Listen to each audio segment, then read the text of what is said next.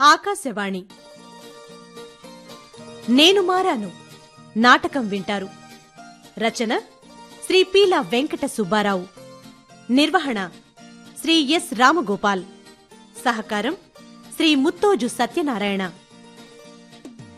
ఇందులోని పాత్రలు పాత్రధారులు: Vinodini Shrimati Alpana, Jeevan Shri S Ramagopal, Shamanthakamani Shrimati Toomati Anuradha, Vaikuntharao Shri N Vishnuvardhan Reddy, Rattaiah Shri R Satyanarayana.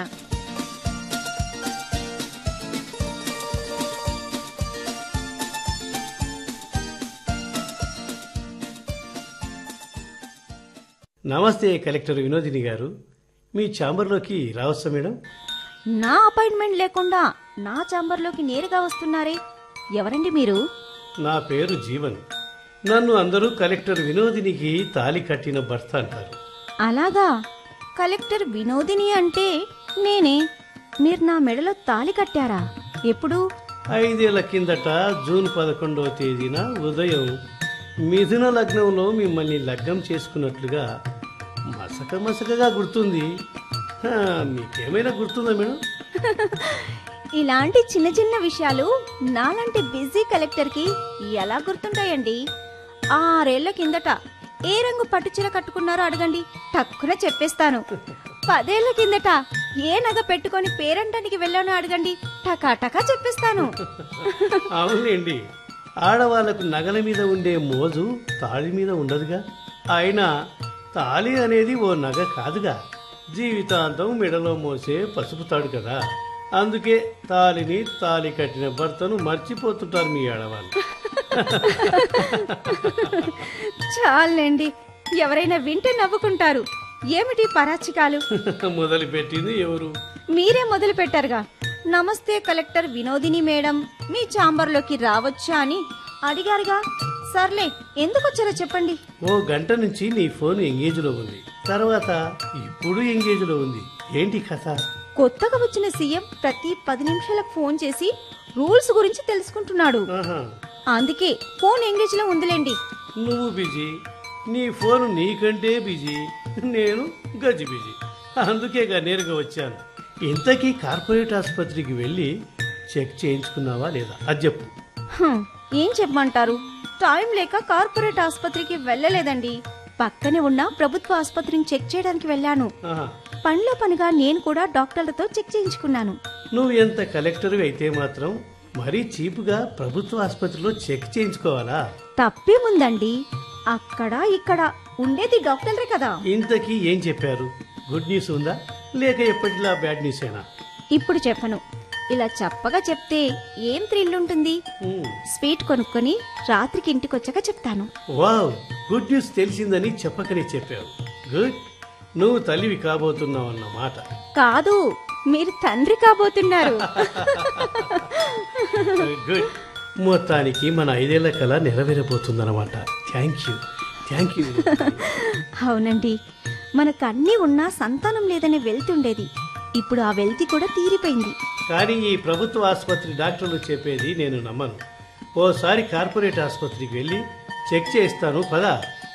వద్దండి, ఆ ఆసుపత్రిలో గైనకాలజిస్టులు రోజుకు 10 మంది ఆడవాళ్ళని చెక్ చేస్తారు. కానీ గవర్నమెంట్ ఆసుపత్రి గైనకాలజిస్టులు రోజుకు 200 మందిని చెక్ చేస్తారు. వాళ్ళకంటే వీళ్ళకే అనుభవం ఎక్కువ. వీళ్ళు చెప్పిందే నేను నమ్ముతాను. నీ పిచినారితనం తగిలేయా? కార్పొరేట్ ఆసుపత్రికి వెళితే వేలకు వేలు లాగుతారని భయపడుతున్నావు కదూ. అదే ప్రభుత్వ ఆసుపత్రిలో ఫ్రీ అని మురిసిపోతున్నావు కదూ. అలా ఏం కాదు. ఇక్కడ డబ్బు సమస్య కాదు. దేవుడి దయ వలన మనకు ఆస్తిపాస్తులు పుష్కలంగా ఉన్నాయి. అయినా ఈ రోజుల్లో కార్పొరేట్ ఆసుపత్రి గొప్పని, ప్రభుత్వ ఆసుపత్రి అంటే చులకననే భావాన్ని ముందు మీరు పోగొట్టుకోండి.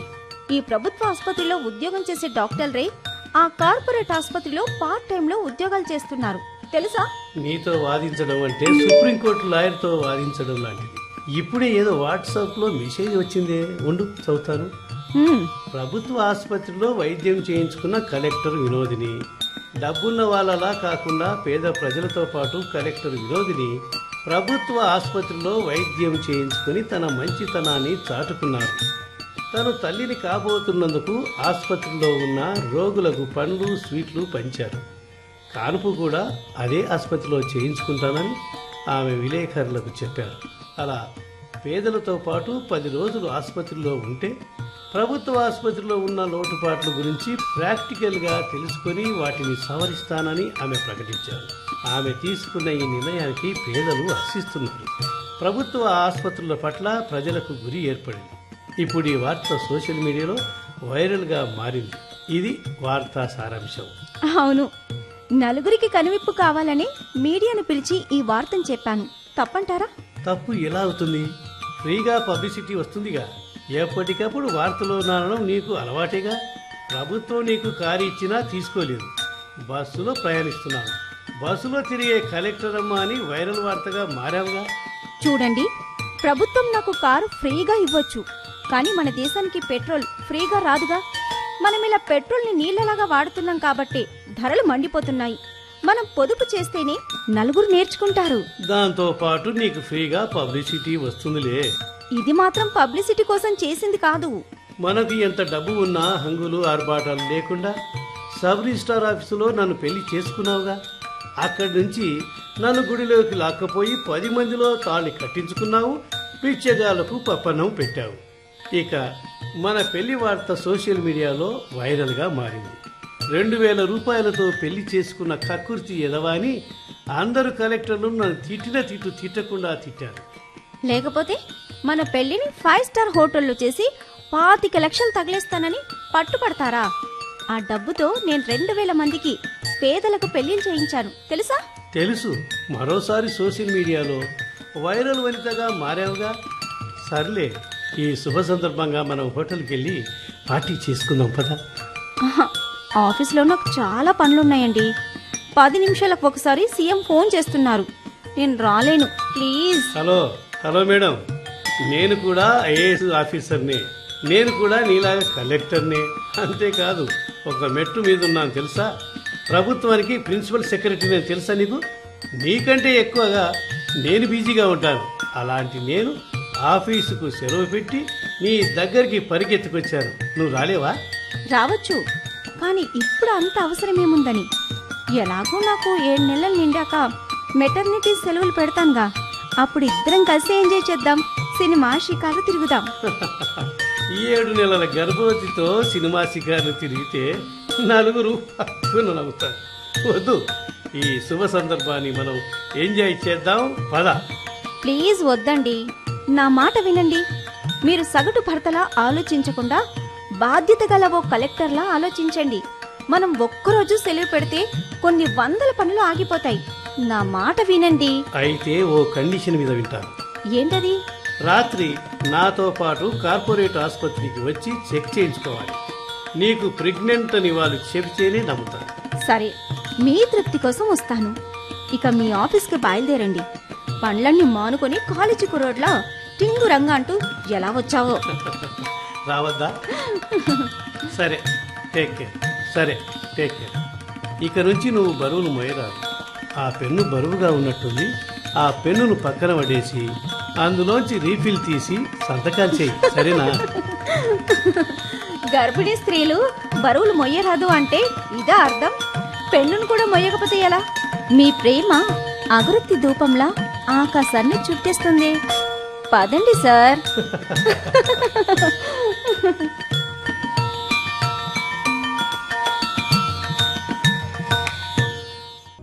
అత్తయ్య, బావున్నారా? బావున్నానే వినోదిని, నువ్వెలా ఉన్నావు తల్లి? మీ దీవెనలు ఉండగా నాకేం లోటు అత్తయ్యా? ఇలా చెప్పా పెట్టకుండా వచ్చారే? మీ ఇంట్లో ఓ ఏడాది పాటు ఉండాలని వచ్చాను తల్లి. ఏడాది పాటు మా ఇంట్లో ఉండడానికి వచ్చారా? అవును. మీరు స్కూల్ టీచర్ కదా, ఏడాది పాటు లీవ్ ఇచ్చారా? ఏడాది లీవ్ ఎవరిస్తారు తల్లి? అందుకే కొలువుకు రాజీనామా చేసి వచ్చాను. ఈ విషయం మీ అబ్బాయికి తెలిస్తే కోప్పడతారత్తయ్యా. ఉద్యోగానికి రాజీనామా చేసి పెట్టే బేడా సర్దుకుని ఇంటికి రమ్మని వాడే పోరు పెట్టాడు తల్లి. ఎందుకు? నువ్వు నీళ్లు పోసుకున్నావు కదా, నీకు సేవలు చేసేందుకు రమ్మన్నాడు. ఇప్పుడప్పుడే ఆ అవసరం ఏముందత్తయ్యా? నాకిప్పుడు 4వ నెలే కదా. 7వ నెల నుంచి నేను ఎలాగో మెటర్నిటీ లీవ్ తీసుకొని ఇంట్లోనే ఉంటాను. అప్పుడే మీ అవసరం ఉంటుంది. నేను కూడా అదే చెప్పాను ఆ బడుద్దాయికి. వింటే కదా, ఆ పని పిల్ల చేసే వంటలు రుచిగా ఉండవు, నువ్వు బాగా వండితే కోడలు కడుపు నిండా తింటుందని పిలిపించాడు. పైగా నేను ఇంట్లో ఉంటే నీకు సమయానికి మందులు వేసి జ్యూసులు ఇస్తాను. అసలే నువ్వు కలెక్టర్వి, నీ బిజీలో నువ్వు ఉంటావని వాడు భయపడుతున్నాడు తల్లి. అది కాదత్తయ్యా. వాడు చెప్పింది కూడా సబబే అనిపించింది తల్లి. అందుకే నేను నా ఉద్యోగానికి రాజీనామా చేసి వచ్చాను. అయినా నా మనవడి కోసం నేను ఆ మాత్రం త్యాగం చేయలేనా? నాకున్నది ఒక్కగానొక్క కొడుకు. ఇన్నాళ్లకు వాడు తండ్రి కాబోతున్నాడని తెలిసి ఉండబట్టలేక వచ్చేశాను. అయినా ఊళ్ళో నేను ఒంటి పక్షినే కదా తల్లి. మీ మామయ్య కన్ను మూసి 10 ఏళ్లయింది. మీ ఇద్దరిని చూస్తూ బతుకుతున్నాను. ఊరు విడిచి మీ ఇంట్లో శాశ్వతంగా ఉండాలంటే నా కాళ్లకు ఆ ఉద్యోగం సంకెళ్లు వేసింది. ఇంకా 4 ఏళ్ల సర్వీసే ఉంది కదా. అందుకే విఆర్ఎస్ తీసుకుని వచ్చేశాను. పర్వాలేదత్తయ్యా, ఈ వంకతోనైనా మీరు మాతో పాటు ఉండబోతున్నారు. అది చాలు. రేపు బిడ్డ పుట్టాక మీరే చూసుకోవాలి కదా. అంతకు మించిన అదృష్టం ఇంకేముంది తల్లి. అందుకే ఊళ్ళో ఉన్న ఇల్లు కూడా అమ్మేసి శాశ్వతంగా వచ్చేశాను. అది కూడా వాడు చెప్పిన సలహానే. ఏమిటో మీ అబ్బాయి చాదస్తం. ఐఏఎస్ అయినా అప్పుడప్పుడు చదువురాని మొద్దులా ప్రవర్తిస్తుంటాడు. సర్లే, నేను ఇంట్లో ఉండి మీతో కబుర్లు చెప్పలేను. సారీ అత్తయ్యా. నువ్వు చేసేది చిన్న చితక ఉద్యోగమా తల్లి? కలెక్టర్ ఉద్యోగం చేయడం అంటే ఓ జిల్లానే తల మీద మోయడం అని నాకు తెలుసు. ఇక నుంచి నువ్వు జిల్లా బాగోగులు చూసుకో, నేను నీ బాగోగులు చూసుకుంటాను. థ్యాంక్స్ అత్తయ్యా. నేను ఆఫీస్కి బయలుదేరుతాను. గంట తర్వాత బాయ్ను పంపిస్తాను. సరే. నాకిష్టమైన చిల్లిగారెలు, పులిహోర, చికెన్ వేపుడు చేసి పంపండి. అలాగేనమ్మా. అమ్మా, నీకోసం ఈ గర్జలు, మురుకులు చేసుకుని తెచ్చాను. ఆఫీస్లో తిను, తీసుకో. అలాగే, బాయ్. వస్తానత్తయ్యా. సరే అమ్మా.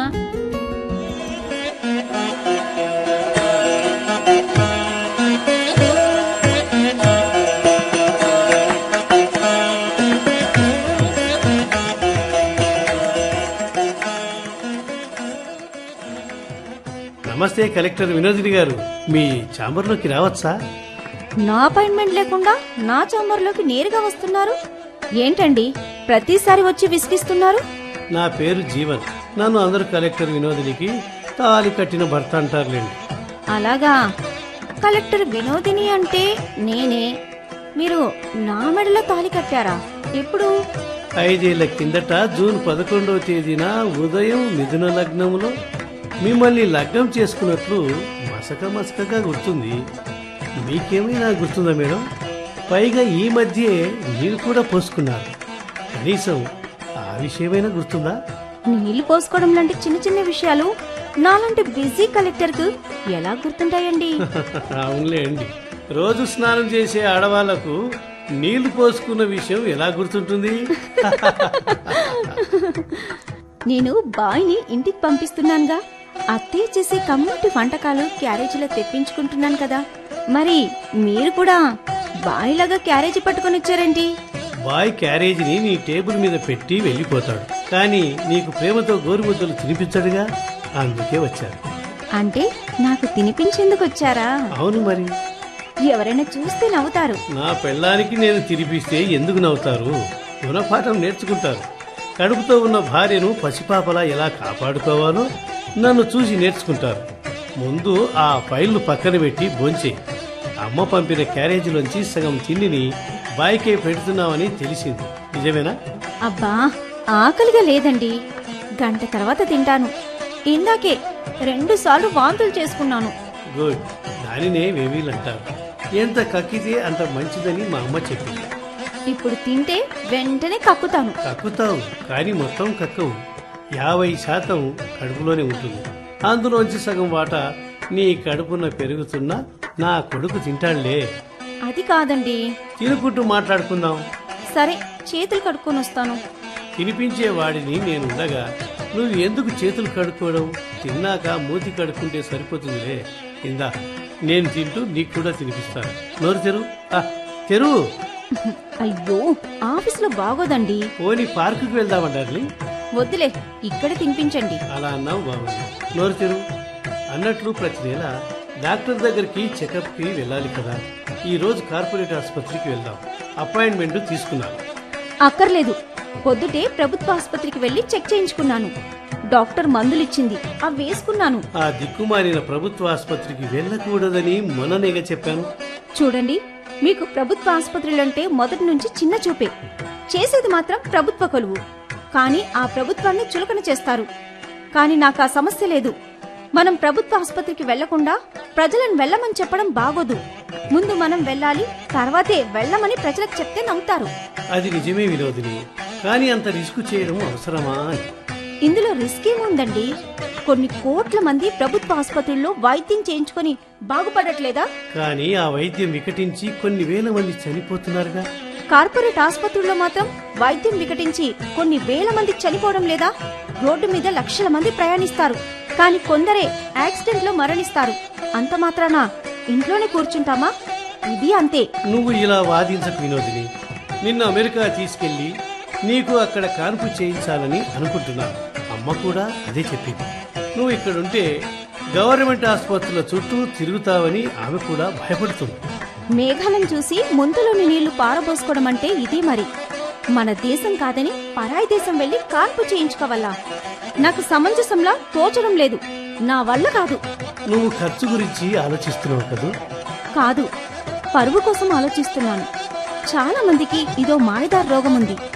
నేను పలానా దేశం వెళ్లి రోగం నయం చేసుకున్నాను అని గొప్పలు చెప్తారు.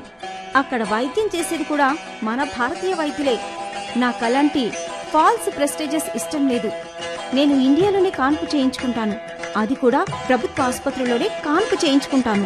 నువ్వు అలా చేస్తే మన పరువు పోతుంది డార్లింగ్. ఎలా అంటారు? జీవన్ పరమ విషినారి ఎదవా. పెళ్ళాం మీద అస్సలు ప్రేమ లేదు, అందుకే డబ్బుకు కక్కుర్తి పడి ప్రభుత్వ ఆసుపత్రిలో కాన్పు చేయించాడని నన్ను అపార్థం చేసుకుంటారు.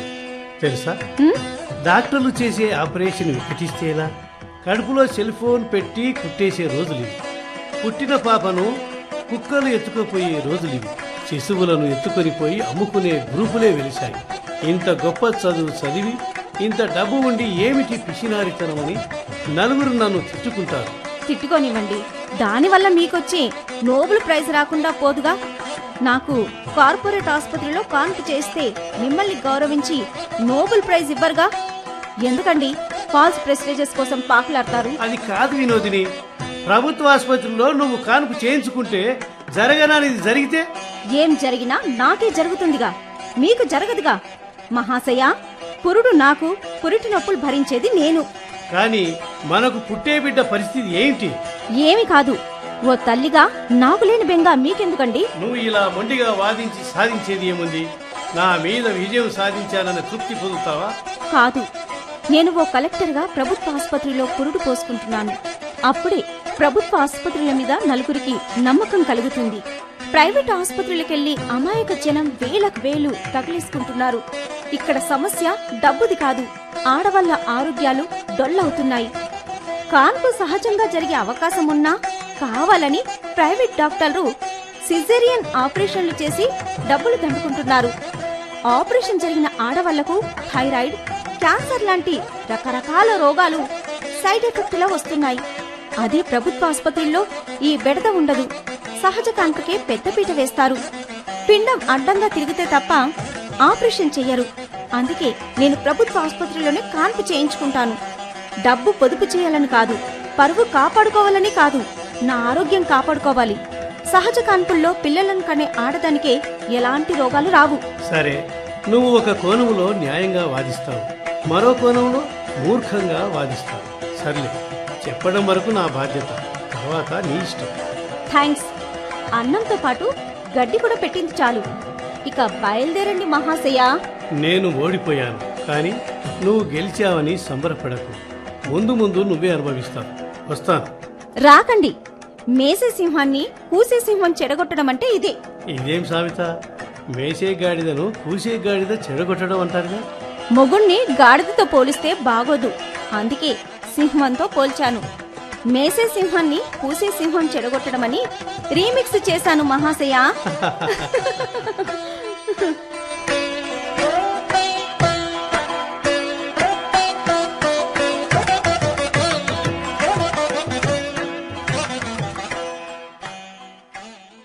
వినోదిని, వినోదిని, ఆ పిలిచారండి? పిలువక అరిచానా? ఏంటి నువ్వు చేస్తున్న పని? ఫైల్ చదివే పనిలో ఉన్నానండి. అది కాదు, మన పాపను కాన్వెంట్ స్కూల్లో చేర్పిస్తానంటే వద్దని ప్రభుత్వ బడిలో చేర్పించావు. తప్పేముందండి, నేను కూడా ప్రభుత్వ బడిలో చదివే ఐఏఎస్ పాస్ కాలేదా? నువ్వు పుట్టుకతో నిరుపేదరాలివి. గతి లేక మీ నాన్న నిన్ను ప్రభుత్వ బడిలో చదివించాడు. కాని నా కూతురికి ఆ దౌర్భాగ్యం పట్టలేదు. నేను డబ్బున్నవాడిని. నా కూతురిని కాన్వెంట్లోనే దర్జాగా చదివిస్తాను. మీకు ప్రభుత్వ పథకాలన్నా, ప్రభుత్వ ఆసుపత్రులన్నా, ప్రభుత్వ బడులన్నా ఎందుకంత చిన్న చూపో నాకు అర్థం కావడం లేదు. మన దేశానికి ప్రధానులుగా, రాష్ట్రపతులుగా ఎదిగిన వాళ్ళందరూ ప్రభుత్వ బడుల్లో చదివిన వాళ్లే. ఇప్పుడు మన రాష్ట్రపతి ద్రౌపది ముర్ము గారు కూడా ప్రభుత్వ బడిలో చదివిన వారే. నువ్వు ప్రతిసారి ఇలా కయ్యానికి కాలు దువ్వుతావనే మౌనం వహించాను. నీ వల్ల నా సర్కిల్లో పరువు పోతుంది. మన పాపను బేబీ కేర్ సెంటర్లో వేయమని చెప్పానుగా. వద్దని వాదించి ఆ అంగన్వాడిలో ఎందుకు చేర్పించావు? ఓ అదా, పేదల కష్టాలను పోగొట్టాలని స్త్రీ మరియు శిశు సంక్షేమ శాఖ కొత్త కొత్త పథకాలు ప్రవేశపెట్టింది. అందులో ఒకటి national minimum standards and protocol for creches. అంటే పని చేసుకునే వాళ్ళ పిల్లలను బేబీ కేర్ సెంటర్లో వేసినట్లే అంగన్వాడిలో వెయ్యాలి. ఆ పిల్లల బాగోగులను చూసుకుంటూ ఆయమ్మలు వాళ్లకు తల్లిలా సేవ చేసి సాకుతారు. అది కూలీనాలి చేసుకునే నిరుపేదల కోసం, మనలాంటి జిల్లా కలెక్టర్ల కోసం కాదు. తెలుసు, తెలిసే మన పాపను అందులో చేర్పించాను.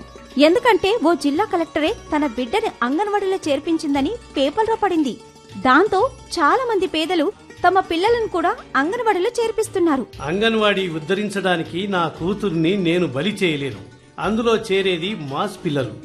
ఆ పిల్లలతో స్నేహం చేస్తే నా కూతురికి మాస్ బుద్ధులొస్తాయి, బూతులు వస్తాయి. వద్దు, మర్యాదగా పాపను అందులోంచి వెనక్కి పిలిపించు. ఏమండి, నేను కూడా చిన్నప్పుడు అంగన్వాడీలో చదివాను. నేను మాస్గా మారానా? మీలాగా క్లాస్గా లేనా? అదంతా నాకు అనవసరం. చెప్పింది చెయ్యి. పాపను అంగన్వాడికి పంపకూడదు, అంతే. నేను ఎవరి గురించో ఆలోచించను. నేను నా గురించి ఆలోచిస్తాను. అది నా స్వార్థమే కావచ్చు, కానీ నా పాపను మించి నాకు ఏమీ లేదు. మీరు ప్రతిసారి గెలవాలని చూస్తారు, అది మంచిదే. కాని కొన్నిసార్లు ఆ విజయమే మనకు అపజయంగా మారుతుంది. అవును, ప్రతిసారి నువ్వు కూడా నా మీద గెలుస్తున్నావు కాబట్టి అదే నీ అపజయానికి దారితీస్తుంది. నేను వద్దంటున్నా ప్రభుత్వ ఆసుపత్రిలో కానుక చేయించుకుని గెలిచావు. దానివల్ల నేను పాప క్షేమంగానే ఉన్నాం. మీరు భయపడినట్లు జరగలేదే. నేను వద్దంటున్నా వినకుండా పాపను అంగన్వాడిలో చేర్చి నువ్వే గెలిచావు. పాప బాగానే చదువుకుంటుందిగా. నేను గెలవాలని కాదు, పాపను గెలిపించాలని. పుట్టినప్పటి నుంచే పట్టుపరుపుల్లో పెరిగితే కాటన్ పరుపు విలువ తెలియదు. పిల్లలకు కష్టాలంటే ఏమిటో తెలియాలి. అప్పుడే సుఖాల విలువ తెలుస్తుంది. అందుకే మన ఇంట్లో కారు ఉన్నప్పటికీ పాపను బస్సులోనే బడికి పంపుతున్నాను. ఆ బస్సులో కొంతకాలం ప్రయాణిస్తేనే పాపకు కారు విలువ తెలుస్తుంది. నేను ఆ పేద జీవితాన్ని అనుభవించాను కాబట్టే ఇప్పుడు గొప్పింటి జీవితాన్ని ఎంజాయ్ చేస్తున్నాను. కానీ పాప ఎంతగా ఏడుస్తుందో నీకు అర్థం కావడం లేదు వినోదిని. తెలుసు, తల్లి శిశువుకు స్నానం చేయిస్తే వద్దని ఏడుస్తుంది. కళ్ళలోకి సబ్బు పోతుందని శిశువు భయపడుతుంది. అంత మాత్రాన తల్లి స్నానం చేయించకుండా వదిలేస్తుందా? అందులో తల్లి ప్రేమ ఉంటుందే కాని ద్వేషం ఉండదు. తెలివిగా మాట్లాడకు వినోదిని. నీకు మొదటి నుంచి పబ్లిసిటీ రోగం ఉంది. ఓ జిల్లా కలెక్టర్ నిరుపేదల పెళ్లిలో అన్నం తిన్నదని పేపర్లో నీ ఫోటోలు పడితే సంతోషిస్తావు. రోడ్డు మీద పడుండే ముసలి పిచ్చెగత్తకు అన్నం తినిపిస్తూ ప్రెస్కి పోజులిస్తావు. ప్రభుత్వ ఆసుపత్రిలో కానుపు చేయించుకుని పేపర్లో గొప్పలు వేయించుకున్నావు. ఇప్పుడు పాపను అంగన్వాడిలో చేర్పించి మీడియాలో వైరల్ మహిళా కలెక్టర్గా మారావు. నీకున్న పబ్లిసిటీ రోగం అంతా ఇంత కాదు. అవును, నేను కావాలనే మీడియాను పిలిపించి అలాంటి వార్తలు రాయిస్తాను. అది నా పబ్లిసిటీ కోసం కాదు. నన్ను చూసి మీలాంటి కలెక్టర్లు, సబ్ కలెక్టర్లు, గెస్టెడ్ ఆఫీసర్లు మారాలని ఆరాటం. సమాజంలో మార్పు రావాలని అందరూ కోరుకునేవాళ్లే. కాని దానిని మొదలు పెట్టడానికి ఎవ్వరూ ముందుకు రారు. అందుకే నేను మొదలు పెడతాను. కొన్ని వేల మైళ్ల దూరం కూడా మొదటి అడుగు నుంచి మొదలవుతుంది. చూడు వినోదిని, మనం ఒకే బ్యాచ్ లో ఐఏఎస్ ట్రైనింగ్ పొందాం. నేను నిన్ను ప్రేమించి పెళ్లి చేసుకోవడానికి కారణం నీ నిరాడంబరత. అందరూ ఆడవాళ్ళలా నువ్వు రంగురంగుల పట్టు చీరలు కట్టవు. హుందాగా తెల్ల కాటన్ చీరనే కడతావు. అందరూ ఆడవాళ్లాగా మేకప్లు వేసుకోవు. కనీసం ముఖానికి పౌడర్ కూడా రాయవు. ఒంటి నిండా నగలు వేసుకుని వయ్యారాలు పోవు. పేదరికాన్ని జయించి కష్టాలను అధిగమించి పైకొచ్చిన దాని. అందుకే నువ్వంటే నాకు అమితమైన గౌరవంతో పాటు ప్రేమ. దానిని నీ వరకు కాపాడుకో, కాని దానికి పాపను బలి చేయకు. నువ్వు కష్టాలు పడి పైకొచ్చావు కాబట్టి మన పాప కూడా కష్టాలు పెట్టి పైకి తేవాలని కోరుకోకు. నువ్వేం చేసినా సహిస్తాను, భరిస్తాను. కానీ నీ ఆదర్శం కోసం నా పాపను బలి చేస్తే సహించను, భరించను. మర్యాదగా పాపను అంగన్వాడికి పంపడం మానుకో. ఆ విషయం గురించి రాత్రి పడక గదిలో తన్నుకుందాంలేండి. ఇంతకీ మీ బ్యాగులో స్వీట్ బాక్స్ ఉందేంటి? మరే అది ఓ కాంట్రాక్టర్కి ఓ పని చేసి పెట్టాను. ఆ సంతోషంలో నా నోరు తీపి చేసుకోమని మిఠాయి డబ్బా ఇచ్చాడు, అంతే. అందులో మిఠాయి లేదు, నోట్ల కట్టలున్నాయి. అలాగా, అతను మర్చిపోయి ఉంటాడులే. అవునా? లంచాలు తీసుకోవడం మొదలు పెట్టారా ఏంటి? పాప మీద ఒట్టేసి నా మీద ఒట్టేసి నిజం చెప్పండి. అవును, ఏం తప్ప? అందరూ ప్రభుత్వ ఆఫీసర్లు లంచాలు తీసుకోవడం లేదా? అందరు కాదు, కొందరే తీసుకుంటున్నారు. అది తప్పని నీకు తెలియదా? తెలుసు, అందుకే ఈ 10 ఏళ్ల సర్వీసులో ఎన్నడూ లంచం తీసుకోలేదు. మరిప్పుడు కొత్తగా ఎందుకు తీసుకున్నారు? బాధ్యత. ఇంతకాలం మనం ఇద్దరమే ఉన్నాం. మన జీవితం సాఫీగా సాగిపోయింది, ఇకపై సాగదు. ఎందుకంటే మన పాప ఎదుగుతోంది. ఆ పాపను గొప్ప చదువు చదివించి ఘనంగా పెళ్లి చేసి అత్తారింటికి పంపాలంటే చాలా డబ్బులు కావాలి. అలాగని అడ్డదారిలో సంపాదిస్తారా? తప్పదు, అవసరాలు అలాంటివి. రేపు పాపను విదేశాల్లో చదివించాలంటే ఖర్చులు విపరీతంగా ఉంటాయి. మన జీతాలు కూడా విపరీతంగానే ఉన్నాయి. లక్షల్లో జీతాలు, 100 మంది కార్మికుల జీతం మనం ఇద్దరం పొందుతున్నాం. దాంతో మన పాపను చదివించవచ్చు, ఘనంగా పెళ్లి చేయవచ్చు. కాదు, ధరలు పెరిగే ఈ రోజుల్లో పాప పెరిగేసరికి ఈ డబ్బు సరిపోదు. ఇంకా సంపాదించాలి, దాచాలి. చూడు జీవన్, మన బ్యాచ్ లో నిన్ను ప్రేమించి పెళ్లి చేసుకోవడానికి కారణం నీ మంచితనం. నువ్వు అందరు మగాళ్ళలా సిగరెట్లు కాల్చేవాడివి కాదు, అవును మందు తాగేవాడివి కాదు, అవును ఆ అమ్మాయిల వెంట పడేవాడివి కాదు. ఉమ్, ముఖ్యంగా నువ్వు అవినీతి, అక్రమాలు, లంచగొండితనం తప్పని బలంగా వాదించేవాడివి. ఆ క్యారెక్టర్ ని గౌరవించి నిన్ను ప్రేమించి పెళ్లి చేసుకున్నాను. మనకు డబ్బు అవసరమే, కానీ దానికంటే ముఖ్యంగా క్యారెక్టర్ ఇంకా అవసరం. ఆ క్యారెక్టర్ ని నువ్వు మార్చుకోకు. నీ మీదున్న ప్రేమను, గౌరవాన్ని పోగొట్టుకోకు. మర్యాదగా ఆ డబ్బును వాడి ముఖాన కొట్టు. మరోసారి లంచం తీసుకోకు. ప్లీజ్, నా మాట విను.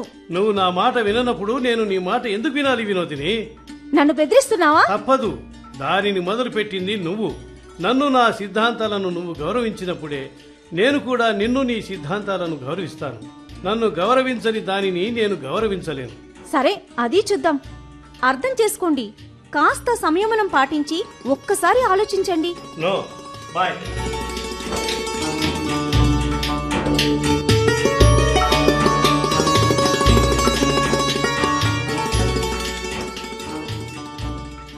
ఏమ్మా వినోదిని, భోంచేయలేదా? ఆకలిగా లేదత్తయ్యా, మీరు భోంచేయండి. ఇటు నువ్వు భోంచేయలేదు, అటు వాడు భోంచేయలేదు. నేను మాత్రం ఎలా భోంచేస్తాను చెప్పు? మీరు మా గొడవల గురించి పట్టించుకోకండి అత్తయ్యా. పట్టించుకోకుండా ఎలా ఉంటానమ్మా? నేనేమైనా పక్కింటిదాన్నా, పరాయిదాన్నా? నా కొడుకు కోడల కాపురంలో చిచ్చు రగిలితే ఆర్పకుండా ఎలా ఉంటాను చెప్పు? అందరికీ పిల్లలు పుట్టక ముందు గొడవలుంటాయి, మీకు మాత్రం పాప పుట్టాక గొడవలు మొదలయ్యాయి. అసలు మీ ఇద్దరి మధ్య గొడవలు ఏమిటి? మీ అబ్బాయి మీకు చెప్పే ఉంటాడు. చెప్పాడు. వాడు చెప్పిన దాన్ని బట్టి చూస్తే తప్పంతా నీదే అనిపిస్తోంది. నేను చేసేది తప్పైతే మీ అబ్బాయి చేసేది తప్పు కాదా అత్తయ్యా? అది కూడా తప్పే. కాని ఈ దేశంలో ఒక్కడే లంచాలు తీసుకోవట్లేదుగా. ఎందరో ఆ తప్పు చేస్తున్నారు. లంచం తీసుకోవటం ఒకప్పుడు పాపం అనుకునేవాళ్ళు, కాని ఈ రోజుల్లో పుణ్యం అనుకుంటున్నారు. 10 మంది తప్పుదోవలో వెళ్తున్నారని మనం కూడా తప్పుదోవలో వెళ్ళాలా? వాడు లంచాలకు మరగడం తప్పే, కాని దాని వెనుక మంచి ఉద్దేశమే ఉందిగా. వాడు సంపాదించేది పాప చదువుకు, పెళ్లి కోసం. అందులో న్యాయం ఉంది. ఆలోచించు. వారం రోజులుగా దొంగకు తిండి లేదు. ఇక తిండి తినకపోతే వాడు చస్తాడు. ఆకలేసి వాడు మీ ఇంట్లో దొంగతనం చేస్తాడు. అప్పుడు మీరు వాడిని క్షమించి వదిలేస్తారా, లేక పోలీసులకు అప్పగిస్తారా? వాడికి ఆకలేస్తే మాత్రం నేనెందుకు క్షమిస్తాను? పోలీసులకు అప్పగించి 4 తన్నిస్తాను. ఇది కూడా అంతే అత్తయ్యా. పాప భవిష్యత్తు కోసం లంచాలకు మరిగాడు. రేపు అవినీతి నిరోధక శాఖ వాళ్లకు పట్టుబడితే జైల్లో వేసి తంతారు. అంతేకాని పాప చదువు కోసము, పెళ్లి ఖర్చుల కోసం లంచం తీసుకున్నాడని క్షమించరు. నిజమే అనుకో, కాని వినోదిని, నువ్వు ఇలా వాడితో గొడవపడి సాధించేది ఏమీ లేదు. నీ సంసారాన్ని నువ్వు చేజేతులారా నాశనం చేసుకోవడం తప్ప. పర్వాలేదత్తయ్యా, నా సంసారం బాగుండాలని నేను ఆరాటపడితే సరిపోదుగా. ఆ బుద్ధి మీ కొడుకు కూడా ఉండాలి గదా. ఇప్పుడు ఏమంటావు? మీరు నాకు చెప్తున్న ఈ నీతులు మీ అబ్బాయికి వెళ్లి చెప్పండి. లంచాలు తీసుకోవడం తప్పురా బడుద్దాయ్ అని మందలించండి. నీ సంసారం బాగుపడాలంటే నువ్వు లంచాలకు స్వస్తి చెప్పక తప్పదని మందలించండి. వాడు నా మాట వింటాడా? వినడు, కాని వినేలా చెయ్యాలి. పిల్లలు తప్పు చేస్తే మొదట తల్లే శిక్షించాలి. మీరు మెతక మనిషి కాబట్టి మార్చలేకపోతున్నారు. అప్పుడు ఓ భార్యగా నేనైనా మార్చాలి. లేకపోతే మీకు నాకు తేడా లేకుండా పోతుంది. అది కాదమ్మా. అత్తయ్య, మనం సంఘజీవులం. దేశంలో అవినీతి, అక్రమాలు, లంచగొండితనం పెరిగిపోతుందని గగ్గోలు పెట్టడం కాదు, వాటిని నివారించడానికి మనమేం చేశామో అన్నది ముఖ్యం. నాకు తెలిసి ప్రతి ఇల్లు ఓ న్యాయస్థానం లాంటిది, ప్రతి తల్లి ఓ జడ్జి లాంటిది. పిల్లలు ఏ తప్పు చేసినా ముందుగా జడ్జి స్థానంలో ఉండే తల్లే అడ్డుకట్ట వేయాలి. లేదంటే ఆ స్థానాన్ని భార్య తీసుకోవాలి. అవినీతి, లంచగొండితనం అరికట్టడం మన కుటుంబం నుంచే మొదలు పెట్టాలి. మనమే దానిని అంతం చెయ్యాలి. ఇది అసలైన సిద్ధాంతం. మీ అబ్బాయికి చెప్తే అర్థం కావడం లేదు. కనీసం మీరైనా మంచి మాటలతో చెప్పండి. మా సంసారాన్ని బాగు చేయండి. లేదా నేను ఆయన్ని బాగు చేయాల్సి ఉంటుంది. నువ్వు తొందరపడకమ్మా. నేను వాడికి ప్రేమతో చెప్పి చూస్తాను. వాడు నీకోసం కొన్న కొత్త కారులో ఆఫీస్కి వెళ్ళు. అత్తయ్యా, లంచం తీసుకొని కొన్న కారే కదా, దానిని నేను తాకను కూడా తాకను. ఎప్పట్లాగా బస్సులోనే వెళ్తాను. డిస్ట్రిక్ట్ కలెక్టర్గా ఉన్న నువ్వు బస్సులో వెళ్లడం వాడికి ఇష్టం లేదమ్మా. అది ఏం తప్పు కాదత్తయ్యా. పుట్టుకతో బస్సుల్లో ప్రయాణించాను కాబట్టే కలెక్టర్ అనే గమ్యానికి చేరుకున్నాను. వస్తానత్తయ్యా. బస్సులు సమయానికి దొరక్కపోతే ఆఫీస్కి లేట్ అవుతుంది. నేను ఆలస్యంగా వెళ్తే మిగతా సిబ్బంది కూడా ఆలస్యంగా వస్తారు. ఇక మీరు భోంచేసేయండి.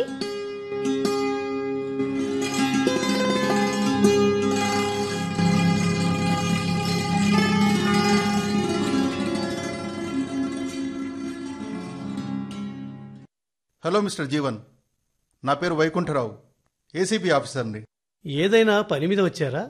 అవును, ఇంతకాలం చాలా నిజాయితీగా ఉన్న ఓ ప్రభుత్వ ఉన్నతాధికారి లంచాలకు మరిగాడని మాకు ఫిర్యాదు వచ్చింది. లంచం అనేది ఓ వైరస్ లాంటిది సార్. ఎవరిని వదిలిపెట్టేలా లేదు. అలాంటి ఎదవలను అరెస్టు చేసి జైల్లో వేయండి. ఆలస్యం చేయకండి. ఇంతకీ ఎవడా అడ్డగాడిదా? మీరే. అందుకే మీ ఆఫీస్కి వచ్చాం. నేనా? అవును, మీరే. ఆదాయానికి మించిన ఆస్తులు మీరు కూడగట్టారని ఆరోపణ వచ్చింది. ఆ కారు కూతలు కూసింది ఎవరు? ఎవరు కూశారన్నది కాదు ముఖ్యం, ఏం కూశారన్నది ముఖ్యం. అది ఎంతవరకు నిజమో తెలుసుకోవడానికి మేము ఇలా చెప్పా పెట్టకుండా దాడులు చేయడానికి వచ్చాము. నేనంటే గిట్టని వాళ్ళు నా మీద ఫిర్యాదు ఇచ్చి ఉంటారు. వాళ్ళ మాటలు పట్టించుకోకండి సార్. ఎవరో చెప్పి ఉంటే మేము కూడా పెద్దగా పట్టించుకునే వాళ్ళం కాదు. కానీ మీ మీద ఫిర్యాదు ఇచ్చింది మీ భార్య వినోదిని గారు. వాట్? నా భార్య నా మీద కంప్లైంట్ ఇచ్చిందా? నేను నమ్మను. నా భార్యకు నేనంటే ఎంతో ప్రేమ. ప్రేమలు వేరు, బాధ్యత వేరు మిస్టర్ జీవన్. తల్లికి పిల్లల మీద ప్రేమ ఉంటుంది. అలాగని దొంగతనం చేస్తే ఆ తల్లే కొడుతుంది. దాన్ని ప్రేమగా అర్థం చేసుకోవాలి. కానీ తల్లిని శత్రువులా భావించకూడదు. మీ క్షేమం, ఈ దేశం క్షేమం కోరి మీ భార్య మీ మీద కంప్లైంట్ ఇచ్చారు. పైగా ఆమె కలెక్టర్. ఆమె ఆదేశాలను ఎవరు కాదంటారు? నేను ఓసారి నా భార్యతో మాట్లాడాలి. సారీ మిస్టర్ జీవన్, మీరు ఇప్పుడు మా అధీనంలో ఉన్నారు. ఆ సెల్ ఫోన్ని సీజ్ చేస్తున్నాను. దీన్ని ల్యాబ్ పంపి మొత్తం డేటా రికవరీ చేయాలి. మా ఆఫీసర్లు మీ ఆఫీస్తో పాటు మీ ఇంటిని కూడా సోదాలు చేస్తారు. పోతే మీరు ఎవరి దగ్గర ఎంత లంచం తీసుకున్నారో ఆధారాలతో సహా మీ భార్య లిస్ట్ ఇచ్చారు. మా పని సగం తగ్గించారు. You are under arrest. వచ్చి మా వ్యాన్ ఎక్కండి. చూడండి, నా భార్యకు పబ్లిసిటీ రోగం ఎక్కువ. సొంత భర్తనే అవినీతి నిరోధక శాఖకు పట్టించిన ఉత్తమ ఇల్లాలని మీడియాలో వైరల్ కావడానికి చూస్తుంది. ఒక్కసారి ఆ రాక్షసితో మాట్లాడే అవకాశం ఇవ్వండి సార్. సారీ, ఇక నుంచి మీరు మా అనుమతి లేనిది ఏ పని చేయకూడదు. మర్యాదగా వ్యాన్ ఎక్కి మాతో పాటు రండి, లేదా మిమ్మల్ని అరెస్ట్ చేసి ఈడ్చుకెళ్లాల్సి ఉంటుంది. సరే, పదండి. నా పరువు తీస్తున్న నా భార్యను చెప్పుతో కొట్టినట్లు ఎలా బుద్ధి చెప్పాలో నాకు బాగా తెలుసు. పదండి, నా కార్యాలయాన్ని సోదా చేసుకోండి. దానికి మీ బోర్డు పర్మిషన్ అవసరం లేదు. ఓ మూల నిల్చొని తమాషా చూడండి.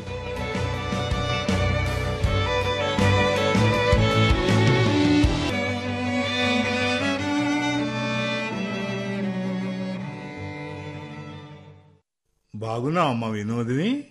బాగున్నాను నాన్న. మీరెట్లున్నారు? అమ్మ రాలేదా? రాలేదమ్మా.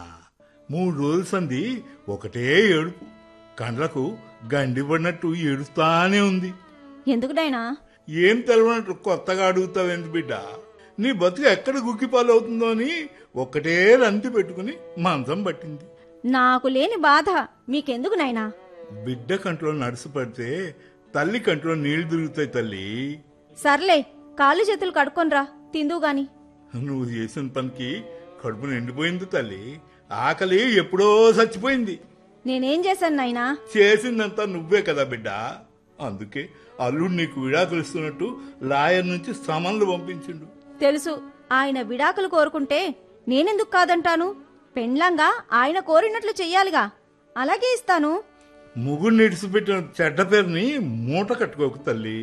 తప్పదు నాయనా, లంచాలు తీసుకోవద్దని చాలాసార్లు చెప్పినా నా మాట వినలేదు. రోజు రోజుకు ఎక్కువ చేశాడు. అందుకే ఆదిలోని ఆనకట్ట వెయ్యాలి అన్నట్లు అవినీతి నిరోధక శాఖకు కావాలనే ఫిర్యాదు చేశాను. అరెస్టు చేయించాను.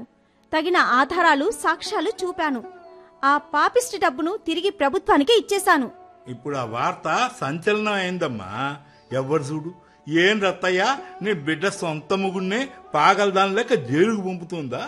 నీ బిడ్డను గిట్ల పెంచినవేంటి అన్న మొక్కం మీదే తుప్పుక్కుని ఉంచుతున్నారమ్మా. అంటే మీ అల్లుడు లంచాలు తీసుకోవడం తప్పు కాదా? నేను ఆయనను చట్టానికి అప్పగించడం తప్ప? తప్పే మళ్ళా. అల్లుడు లంచం తీసుకుని పెద్ద తప్పే చేసిండు. మొగుడికి విడాకులు ఇచ్చి నువ్వు కూడా అంత పెద్ద తప్పు చేస్తున్నావు. ఇద్దరూ తప్పే చేస్తున్నారు. వాడు అవులాగాడు, నువ్వు పాగలదానివి. అవును, నేను చేసేది తప్పే. కావాలని చేయడం లేదు. ఆయన జైలు శిక్ష తీరిపోయాక చేరదీసి ఆయనతో ఎప్పట్లా కాపురం చేయాలని అనుకున్నాను. కాని ఆయనే తొందరపడి విడాకులు కావాలని కోర్టుకెక్కాడు. అందులో నా తప్పేముంది నాయనా? తప్పుని మొదలుపెట్టింది అల్లుడే, ఒప్పుకుంటాను. కానీ అల్లుడు సంపాదించి తాగితందనాలు ఆడుతలేడు కదే. నా మనవరాల కోసం బంగారం కొన్నాడు, జాగాలు కొన్నాడు, ఇండ్లు కొన్నాడు. తప్పేముంది? ఈ రోజుల్లో పైసలు ఉంటేనే కదే నలుగురు మనల్ని కాంతారు. కట్టుకోవడానికి రెండో గోచి లేకపోతే ఎవరు కాంతారు? నేను కూలీ నాలి చేసే రోజులల్లా ఒక్కడైనా నన్ను దేకిండ్రా? నన్ను ఇంటికి పిలిచి ఛాయ్ పోసిండ్రా? నువ్వు కలెక్టర్ అయినాక పైసలు సంపాదించినాక ఇప్పుడు దేకుతాను. పైసకున్న పవరే అది తల్లే. నువ్వు దేశాన్ని ఉద్ధరించాలని నీ సంసారాన్ని నాశనం చేసుకోకు. నీ మేలు కోరి చెప్తున్నా. నీ బాంచ నీ కాలు మొక్తా. ఆ కంప్లైంట్ వాపస్ తీసుకో బిడ్డా. నాయనా, నేను చిన్నగున్నప్పుడు నువ్వు దొంగతనంగా సిగరెట్ కాల్చేవాడివి, అవునా కాదా? ఓ, ఆ ఇస్తారుగాడు పుక్కట్లో ఇస్తే సిగరెట్లు బాగా కాలుస్తుండే. నేను ఆ విషయం అమ్మకు చెప్తే ఏం చేసింది? చీపురు కట్టతో నన్ను సింగారించింది. అసలే గయ్యాల గంప కదా. మీ అమ్మకు బుగ్గులు పడి సిగరెట్లు కాల్చడం మానుకున్నా. లేకపోతే అది నన్ను కాల్చు తినేది. ఇస్తారు ఎలా చనిపోయిండు నాయనా? ఆ హౌలగాడు డబ్బాలకు డబ్బాలు సిగరెట్లు కాల్చిండు. చివరకు లివర్ ఖరాబ్ అయ్యి ఎప్పుడో చచ్చిపోయిండు. అమ్మ నిన్ను అదుపు చేసి ఉండకపోతే నువ్వు కూడా లివర్ చెడిపోయి ఈ పాటికి చనిపోయేవాడివి కదా నాయనా? అవును అనుకో, కానీ నాయనా, తప్పు ఎవ్వరు చేసినా తప్పే. దానిని ఎవ్వరు ఇష్టపడరు. నేను ఏం చేసినా మన కుటుంబం మంచి కోరే చేస్తాను. కానీ అల్లుడికి సమ్మతికొస్తలేదు. నీకు ఇడాకులు ఇస్తానని కూర్చుండు. మీ ఇద్దరు ఇడిపోతే ఆ పసిపిల్ల జీవితం ఆగమాగం అవుతుందే. అవును, నేను కూడా నా కూతురు గురించి ఆలోచించే ఇదంతా చేశాను. ఆవు చేనును మేస్తే దూడ కంచెను మేయదు. మీ అల్లుడు లంచాలు తీసుకుని డబ్బు సంపాదిస్తే అది తప్పు కాదనుకొని నా కూతురు కూడా భావిస్తుంది. అది కూడా రేపు పెరిగి ఉద్యోగం చేస్తే లంచాలకు మరుగుతుంది. తండ్రి మందు తాగితేనే పిల్లలు కూడా తప్పు కాదనుకొని తాగుతారు. అది తప్పని తండ్రి చెప్తేనే పిల్లలకు కూడా తప్పని తెలుస్తుంది. నువ్వు చెప్పేది బాగానే ఉంది బిడ్డ. కానీ అల్లుడు నీకు ఇడాకులు ఇచ్చిన తర్వాత చిన్నపిల్లని పెట్టుకుని ఒంటరి జీవితాన్ని ఎట్లా నెట్టుకొస్తావు? చాలా నిజాయితీగా నెట్టుకొస్తాను నాన్నా. కష్టాలు పడ్డప్పుడే సుఖాల విలువ తెలుస్తుంది. కాబట్టి నేను కష్టాలకు భయపడను. మీరు కూడా నన్ను భయపెట్టకండి. నీకున్న గుండె నిబ్బరం మాకు లేదు బిడ్డ. ఉండాలి నాయనా. భగత్ సింగ్, అల్లూరి సీతారామరాజు, కొమరం భీం లాంటి త్యాగధనులు పుట్టాలని అందరూ కోరుకుంటారు. అయితే పక్కింట్లో పుట్టాలని కోరుకుంటారు. ఎందుకంటే పక్కింటోడు త్యాగాలు చేయాలి. కాని మన ఇంట్లో ఎవ్వరూ త్యాగాలు చెయ్యకూడదు అనుకుంటారు. తప్పు నాయనా. ఈ దేశం కోసం కాకపోయినా మన పిల్లలు చెడిపోకుండా ఉండేందుకైనా మనం మనుషుల్లా నడుచుకోవాలి. బాధ్యత నెరిగి మసులుకోవాలి. ఏమిటో నీ దారి నీది, అల్లుడు మూర్ఖత్వం అల్లుడిది. ఇది ఆ తిక్కలోడికి సమది కాదు. నేను సముదాయించబోతే నన్ను జైల్లోనే బండబూతులు తిట్టిండు. సర్లే, నువ్వు ఒకసారి జైలుకు పోయి అల్లుడిని సముదాయించు. నీ మీద నిప్పులు జరుగుతాండు. ఇప్పటికి 10 సార్లు విజిటింగ్ అవర్స్ లో వెళ్ళాను నాయనా. నన్ను కలవనని సెంట్రీతో చెప్పి పంపించాడు. ఎన్నడూ లేంది నన్ను బండబూతులు తిట్టాడు. చిప్పకూడు తినిపించిన పెండ్లాన్ని తిట్టక ముద్దులు పెడతారా బిడ్డ? ఆ జాగాలో నేనుంటే మీ అమ్మాయి అడ్డంగా నరుకుతుండే. అల్లుడు మంచోడు కాబట్టి నిన్ను తిట్టు ఊరుకున్నాడు. ఎవరేమనుకున్నా నాయనా, నా సిద్ధాంతాలను నేను వదులుకోను. నేను నా దేశాన్ని ఉద్ధరించాలని కాదు, నా కుటుంబాన్ని ఉద్ధరించడానికే ఈ పని చేశాను. లంచాలు తీసుకుంటే చిప్పకూడు తినాల్సి వస్తుందని నా కూతురికి తెలిస్తే చాలు, అది కూడా నాలాగా నిజాయితీ పరురాలుగా మారుతుంది. ఇక నాకు చెప్పిన నీతులు చాలు, గమ్మున భోంచేయి నాయనా. సరే బిడ్డ గాని.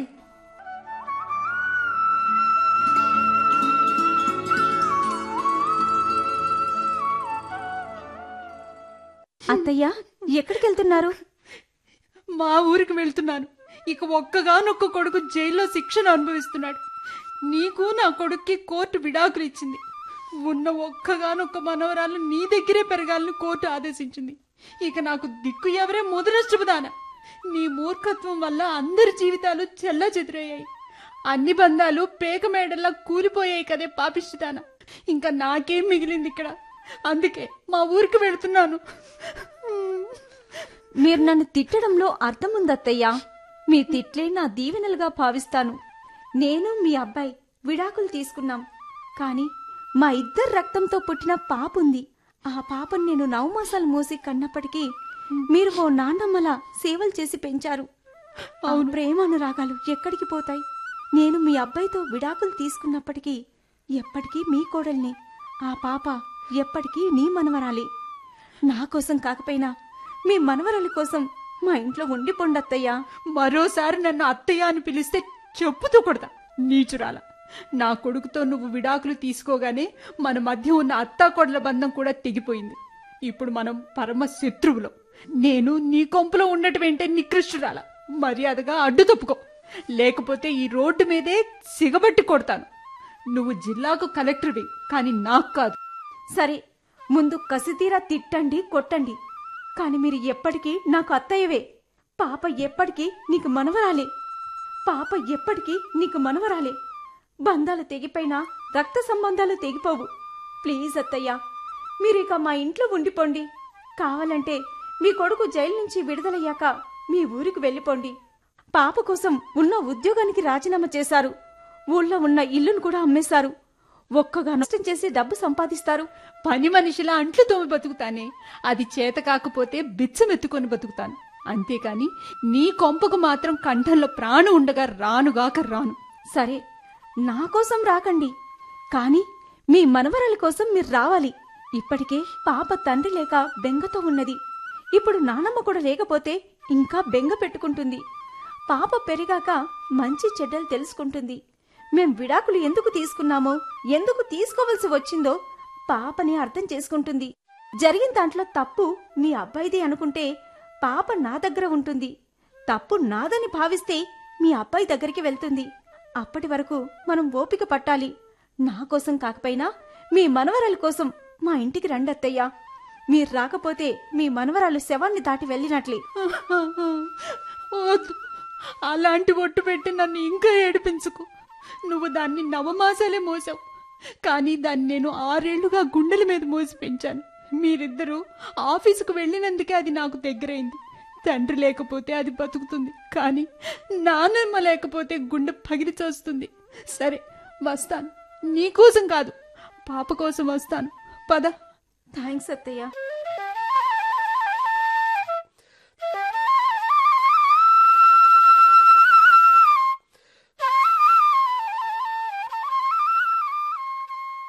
నమస్తే కలెక్టర్ వినోదిని గారు, మీ ఛాంబర్లోకి రావచ్చా? నా అపాయింట్మెంట్ లేకుండా నా ఛాంబర్లోకి నేరుగా వస్తున్నారు. ఎవరండి మీరు? నా పేరు జీవన్. నన్ను అందరూ కలెక్టర్ వినోదిని గారికి విడాకులిచ్చిన మాజీ భర్త అంటారు. అలాగా, కలెక్టర్ వినోదిని అంటే నేనే. మీరు నాకు విడాకులు ఇచ్చారా? ఎప్పుడు? 4 ఏళ్ల కిందట జూన్ 11వ తేదీన ఉదయం మిథున లగ్నంలో మన పెళ్లి. 4 ఏళ్ల కిందట జూన్ 11వ తేదీన ఉదయం మిథున లగ్నంలో చేసుకున్న మన పెళ్లి చెల్లదని జడ్జి విడాకుల డిగ్రీ ఇచ్చాడు. ఇక నుంచి ఎవరి జీవితాలు వాళ్ళవని చెప్పాడు. రెండో పెళ్లి చేసుకునే హక్కు అటు నీకు ఇటు నాకు ఉందని చెప్పినట్లు మసకగా గుర్తుంది. మీకేమైనా గుర్తుందా మేడం? ఇలాంటి పెద్ద పెద్ద విషయాలు నాలాంటి బిజీ కలెక్టర్ ఎలా మర్చిపోతుంది? 6 ఏళ్ల కిందట ఏ రంగు పట్టుచీర కట్టుకున్నానో మర్చిపోయాను. 10 ఏళ్ల కిందట ఏ నగ పెట్టుకుని పేరంటానికి వెళ్లానో గుర్తురాదు. కాని విడాకులు తీసుకున్న విషయం ఎలా మర్చిపోగలను? చెప్పండి, ఎందుకొచ్చారు? నువ్వు ఇంకా రెండో పెళ్లి చేసుకోలేదా మేడం? లేదు, రెండో పెళ్లి చేసుకోలేదు. నాలాంటి ఖతర్నాక్ ఆడదాన్ని ఏ మగాడు పెళ్లి చేసుకోడు. పొరపాటున పెళ్లి చేసుకున్నా సుఖపడలేడు. అంతటి ఖతర్నాక్ ఆడదాన్ని నేను. నువ్వు ఖతర్నాక్ ఆడదానివి కాదు, ఓ గొప్ప క్యారెక్టర్ గల ఆడదానివి. నువ్వు ప్రేమానురాగాలకు తలంచుతావు, కానీ అవినీతికి, అక్రమాలకు, లంచాలకు తలంచని గట్టి పిండానివి. న్యాయాన్ని కాపాడడానికి అన్యాయం రెక్కలు విరిచే ఆది పరాశక్తివని మాకు తెలుసులే మేడం. అని మీకు ఎవరు చెప్పారండి? అందరూ చెప్పారు, కానీ నాకే అర్థం కాలేదు. నా అహంకారం, నా అవినీతి దానిని అర్థం చేసుకోకుండా అడ్డుపడ్డాయి. కానీ కోర్టులో నేను దోషినని తేలాక, నాకు జైలు శిక్ష పడ్డాక, నీకు విడాకులు ఇచ్చాననే కసి తీరాక ప్రశాంతంగా ఆలోచించాను. చదువు సంధ్యారాని వాళ్ళు నేరాలు ఘోరాలు చేసే క్రూరులను జైలులో చూశాను. వాళ్లతో నన్ను నేను పోల్చుకున్నాను. ఓ ఐఏఎస్గా ఎదిగిన నేను, ఓ జిల్లా కలెక్టర్గా ఎదిగిన నేను లంచం తీసుకుని ఎంత పెద్ద తప్పు చేశానో అప్పుడే తెలుసుకున్నాను. చదువురాని వాడు నేరం చేస్తే క్షమించవచ్చు, కానీ చదువుకొని అన్నీ తెలిసిన నాలాంటి వాడు నేరాలు చేస్తే క్షమించరాదని తెలుసుకున్నాను. కడుపులో గడిబిడగా ఉంటుంది, కానీ ఒక్కసారి వాంతులు చేసుకుంటే ఆ రోత బయటికి వెళ్లిపోయాకే హాయిగా ఉంటుంది. నీ మీద కసిని, కోపాన్ని కక్కేశాను. అప్పుడు నా కడుపు మంట చల్లారింది. అప్పుడు కూలుగా ఆలోచించాను. నీకు విడాకులు ఇచ్చాక నా తప్పును నేను తెలుసుకున్నాను. అందుకే జైలు నుంచి విడుదల కాగానే నేరుగా నీ దగ్గరికే వచ్చాను వినోదిని. ఎందుకు? నీతో ఎప్పటిలా సంసారం చేయాలని. మనం విడాకులు తీసుకుని ఎవరి దారిలో వాళ్ళం విడివిడిగా ప్రయాణిస్తున్నాం. ఇప్పుడు మళ్ళీ నాతో సంసారం చేయడమేంటి? మన మధ్య ఏ బంధము లేదు, ఎలాంటి అనుబంధమూ లేదు. మన మధ్య ఇంకా ఏ బంధము అనుబంధం లేనప్పుడు మా అమ్మను ఇన్నేళ్లుగా నీ ఇంట్లో ఎందుకు అట్టి పెట్టుకున్నావు? అత్తయ్య నీ ఇంకా ఎందుకు ప్రేమిస్తున్నావు? కొడుకు లేని లోటు ఎందుకు తీరుస్తున్నావు? నా రక్తం పంచుకొని పుట్టిన నా కూతుర్ని ఇంకా నువ్వు ఎందుకు పెంచి పోషిస్తూ చదివిస్తున్నావు? ఓ తల్లిగా అది నా బాధ్యత, ఓ కోడలిగా అది నా కర్తవ్యం. కాని మన మధ్య మాత్రం ఎలాంటి బంధం లేదు. ఇక నీతో నేను వాదించలేను. Please get out. సరే, వెళ్ళిపోతాను. నా తల్లిని కూడా నీ ఇంట్లోంచి గెటౌట్ అని గెంటేసాయి. నా కూతుర్ని కూడా ఇంట్లోంచి గెటౌట్ అని గెంటేసాయి. అప్పుడే నేను కూడా వెళ్ళిపోతాను. అది నా వల్ల కాదు. ఎందుకని? అత్తయ్య నాకు ఓ తల్లిలా మారింది. నా తల్లిని నేను నా ఇంట్లో నుంచి గెంటేయలేను. నిన్ను మాత్రం మళ్ళీ నా జీవితంలోకి రానివ్వను. అదే ఎందుకని? అదే నిజమైతే నువ్వు ఈ పాటికి రెండో పెళ్లి చేసుకునేదానివి. నువ్వు పెళ్లి పెటాకులు లేకుండా నా రాక కోసం అభిసారికలా ఎదురు చూస్తున్నావని నాకు తెలుసు. నేను జైలులో బాధపడితే నువ్వు ఈ ఆఫీసు 4 గోడల మధ్య నరకాన్ని చెవి చూశావని నాకు తెలుసు. ఆ దిక్కుమాలిన విడాకులు మనల్ని శారీరకంగా దూరం చేశాయి, కానీ మానసికంగా దూరం చేయలేదు. కాదు, అబద్ధం. నువ్వు చెప్పేది పచ్చి అబద్ధం. ఆ విడాకులు మనల్ని శారీరకంగా, మానసికంగా కూడా దూరం చేశాయి. నేను కాదు, నువ్వు చెప్పేది అబద్ధమని ఇప్పుడే రుజువు చేస్తాను. సరే, చెయ్యండి. నా నుంచి విడాకులు తీసుకున్న దానివి, మరి నేను కట్టిన తాళిని మెడలో ఇంకా ఎందుకు వేసుకున్నావు? ఎందుకు ముత్తైదువలా బొట్టు పెట్టుకున్నావు? చెప్పు. అది మరే. తడబడకు, నిజం చెప్పు. ఆనాడు నేను పెళ్లి పందిట్లో నీ కాళ్లకు తొడిగిన మట్టెలు ఇంకా ఎందుకు పెట్టుకున్నావు? అది అంటే. తడబడకు, నేను చెప్తా విను. నా మీద నీకు కోపం ఉంది, కానీ పగ ప్రతీకారాలు లేవు. ఇంకా ఆనాటి ప్రేమ చచ్చిపోలేదు. నా తప్పును క్షమించి నన్ను ఎప్పటిలా నన్ను చేరది ప్లీజ్. ఆనాడు పెళ్లి పందిరిలో 10 మంది ముందు నీ కాళ్ళు పట్టుకుని మట్టెలు తొడిగాను. ఈనాడు మళ్ళీ నీ కాళ్ళు పట్టుకుని క్షమాపణలు చెప్పుకుంటున్నాను. నేను మారాను. ఇక నుంచి నీతి నియమాలు, ధర్మం మీదే నడుస్తాను. నన్ను చేరది ఈ వినోదిని, నన్ను చేరది. వద్దండి, మీరలా నా కాళ్ళు పట్టుకుని ఏడవద్దు. నాకు తెలుసండి. మీ తప్పును మీరు తెలుసుకొని ఏదో ఒకరోజు మన ఇంటికి వస్తారని తెలుసు. అందుకే నేను మీ నుంచి విడాకులు తీసుకున్నా మీ నుంచి విడిపోలేదు. నేను ఎప్పటికీ మీ భార్యనే. మన పాప కోసమైనా మనం నిండు నూరేళ్ళు కలిసిమెలిసి ఉండాలి. పదండి, మన ఇంటికి వెళ్ళి ఎప్పట్లాగా కలిసి ఉందాం, కలిసి కలిసి జీవనయానం జీవనయానం సాగిద్దాం. సాగిద్దాం.